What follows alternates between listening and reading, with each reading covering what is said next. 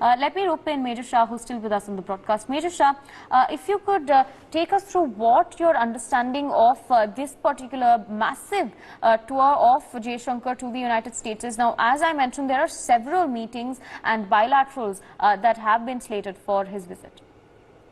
Well, Mr. Jaishankar, when he represents India at Unga, I mean, it really it is something, you know, because our foreign policy, our strategy, and the way we are going ahead, it is like really very, very good. It is so a lot of issues would be discussed, which would include the pertinent mainly about how the world together can actually make a better place to live in for everyone to understand. In simple words, I'm putting it this way.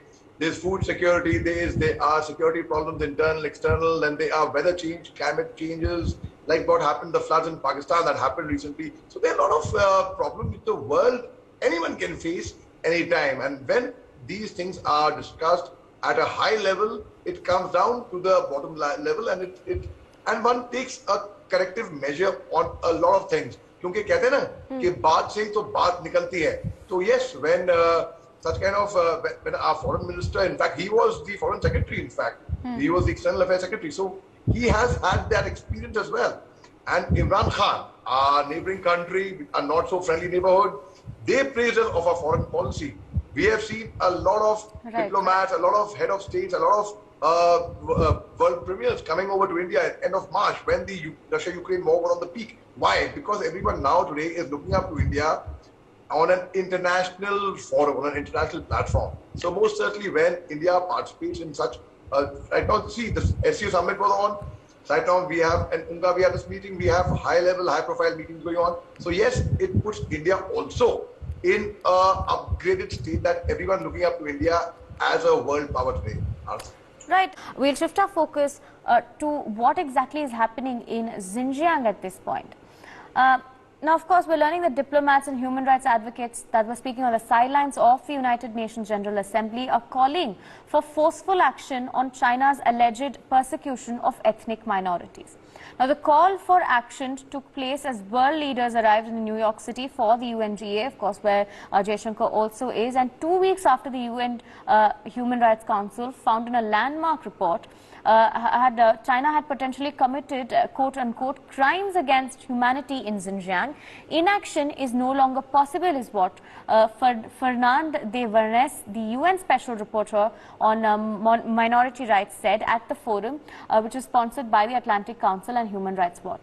Now, he also said that if we allow this to go on unpunished, what kind of message is being propagated? Now, for years, rights watchdogs and journalists have exposed brutal treatments of Uyghurs and other mostly Muslim ethnic groups in the far western region of Xinjiang in China.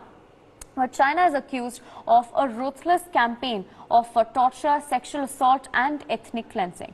I'm being joined by Major Shah and Sanjeev Srivastava on this story. Let me start with Major Shah. Major Shah, now we know, of course, NewsX also has been time and again exposing and bringing out stories from Xinjiang. We've spoken to Uyghur representatives as well, and now global leaders are finally taking it up at the UNGA. So.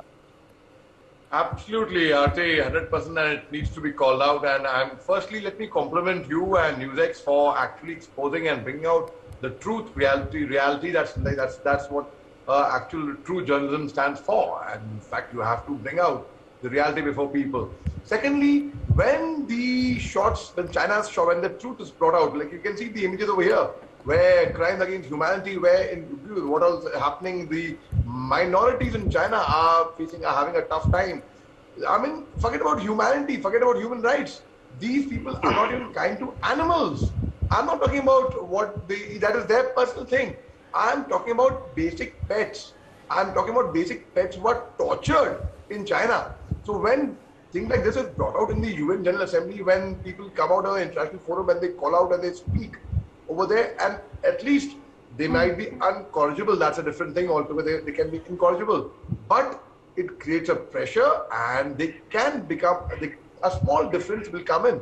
Because I believe the society will not change unless and until we change ourselves. So we have to call out the shots. We have to bring it out. What China has been doing, their mean things, their slimy activities, many of them are unethical, illegal, and untasteful activities. So yes, when people discuss it in the international forum, China will actually, by the time somewhere, they would feel a bit sheepish, hopefully, on this. Right.